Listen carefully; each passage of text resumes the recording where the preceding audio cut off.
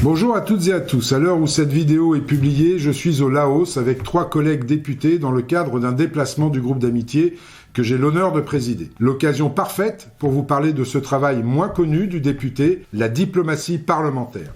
La diplomatie parlementaire, telle que je la conçois en tout cas, elle ne vise pas à remplacer le ministère des Affaires étrangères et encore moins à s'y opposer.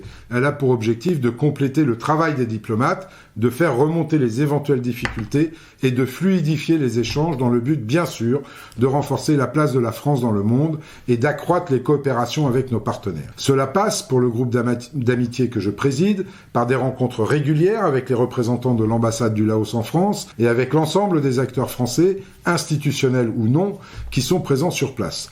L'objectif du déplacement auquel je participe aujourd'hui est justement d'aborder localement tous les enjeux qui concernent nos 2 pays. Tourisme, industrie verte, développement économique, langue française, numérisation des services publics, mobilité étudiante, etc., etc.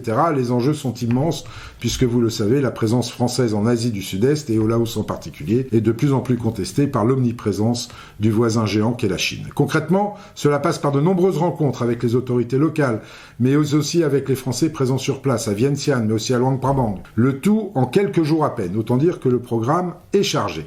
Le contexte est aussi particulier cette année puisque nous célébrons les 70 ans de l'établissement des relations diplomatiques entre la France et le Laos, ce qui doit aussi être un vecteur de renforcement des échanges et des coopérations entre nos pays. Je suis très heureux que ce projet de déplacement, maintes fois reporté du fait de la crise sanitaire, puisse se concrétiser aujourd'hui.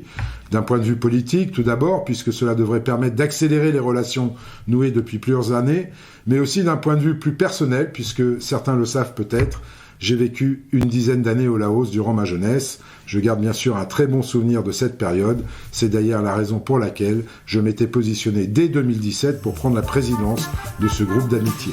À très vite les amis.